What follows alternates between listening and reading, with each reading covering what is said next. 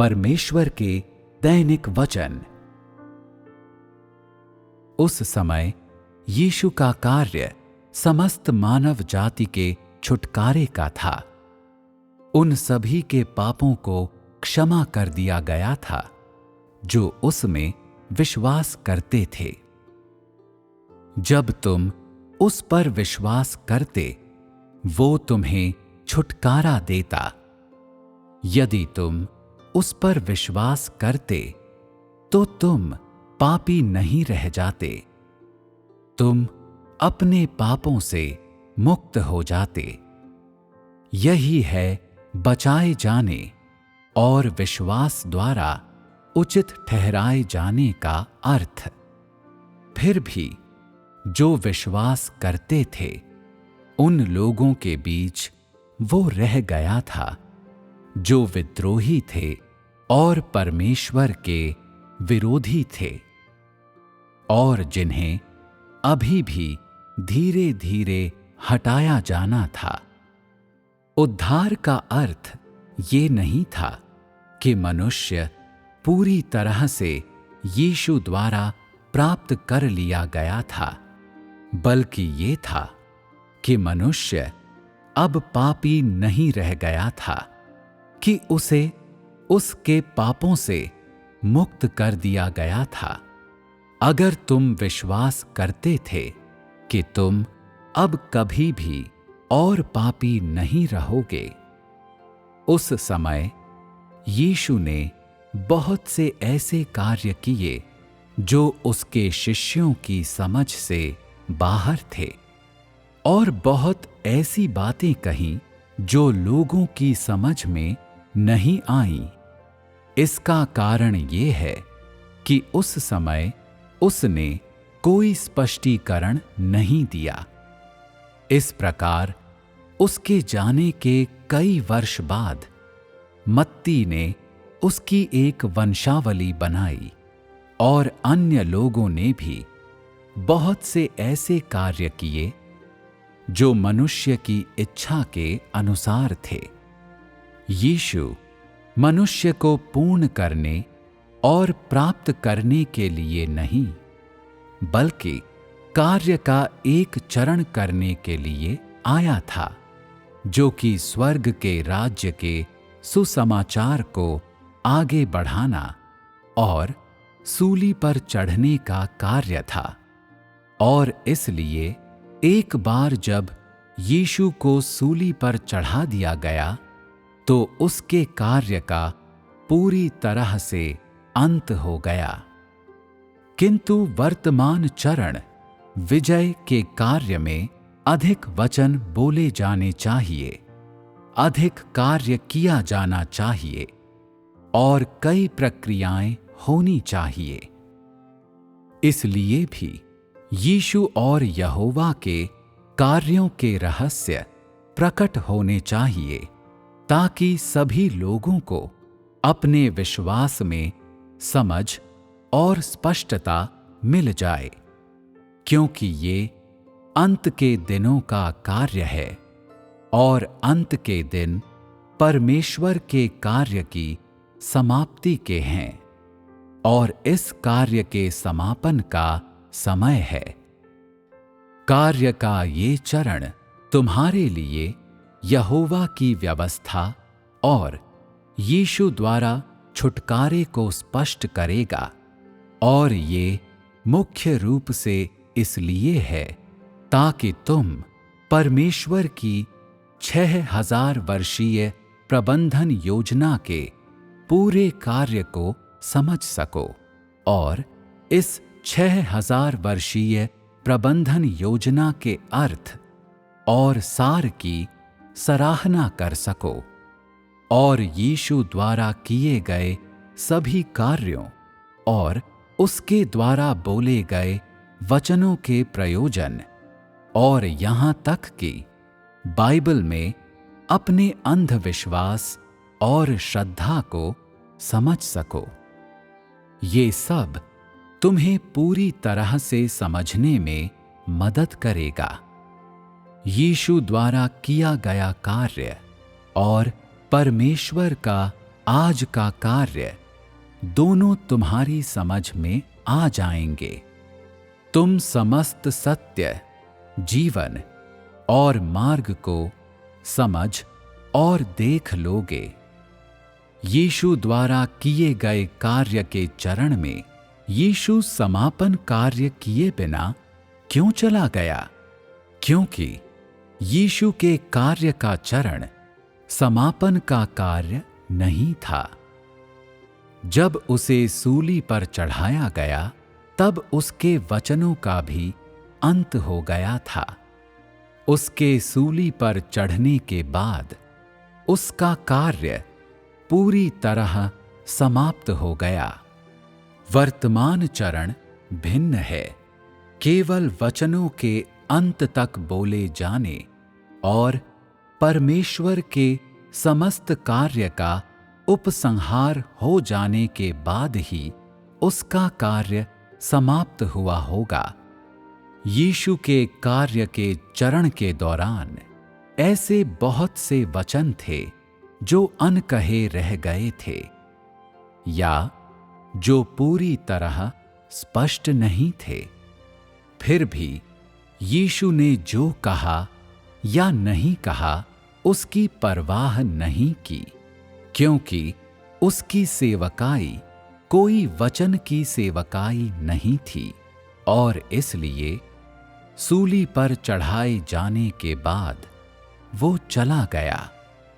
कार्य का वो चरण मुख्यतः सूली पर चढ़ने के वास्ते था और वो वर्तमान चरण से भिन्न है। कार्य का ये चरण मुख्य रूप से पूर्णता, स्वच्छ करने और समस्त कार्य का समापन करने के लिए है। यदि वचनों को उनके बिल्कुल अंत तक नहीं कहा जाएगा तो इस कार्य का समापन करने का कोई तरीका नहीं होगा, क्योंकि कार्य के इस चरण में समस्त कार्य को अंत तक लाया जाना है और ये वचनों के उपयोग से किया जाना है। उस समय यीशु ने बहुत सा कार्य किया जो मनुष्य की समझ से बाहर था। वो चुपचाप चला गया और आज भी ऐसे कई लोग हैं जो उसके वचनों को नहीं समझते, जिनकी समझ त्रुटिपूर्ण है, मगर फिर भी जो उसे सही मानते हैं और जो नहीं जानते कि वे गलत हैं। अंत में ये वर्तमान चरण परमेश्वर के कार्य का पूर्णतः अंत करेगा और इसका उपसंहार करेगा। सभी परमेश्वर की प्रबंधन योजना को समझ और जान लेंगे। मनुष्य के भीतर की धारणाएं, उसके इरादे, उसकी त्रुटिपूर्ण समझ, यहोवा और यीशु के कार्यों के प्रति उसकी धारणाएं, अन्य जातियों के बारे में उसके विचार और उसके अन्य विचलन और सभी त्रुटियां ठीक कर दी जाएंगी और जीवन के सभी सही मार्ग और परमेश्वर द्वारा किया गया समस्त कार्य और संपूर्ण सत्य मनुष्य की समझ में आ जाएंगे। जब ऐसा होगा तो कार्य का ये चरण समाप्त हो जाएगा। यहोवा का कार्य दुनिया का सृजन था, वो आरंभ था। कार्य का ये चरण कार्य का अंत है और ये समापन है। आरंभ में परमेश्वर का कार्य इज़राइल के चुने हुए लोगों के बीच किया गया था और ये सभी जगहों में से सबसे पवित्र जगह पर एक नए युग का उद्भव था। कार्य का अंतिम चरण दुनिया का न्याय करने और युग को समाप्त करने के लिए सभी देशों में से सबसे अशुद्ध देश में किया जा रहा है। पहले चरण में परमेश्वर का कार्य सबसे प्रकाशमान स्थान पर किया गया था और अंतिम चरण सबसे अंधकारमय स्थान पर किया जा रहा है, और इस अंधकार को बाहर निकाल दिया जाएगा, प्रकाश को प्रकट किया जाएगा और सभी लोगों पर विजय प्राप्त की जाएगी।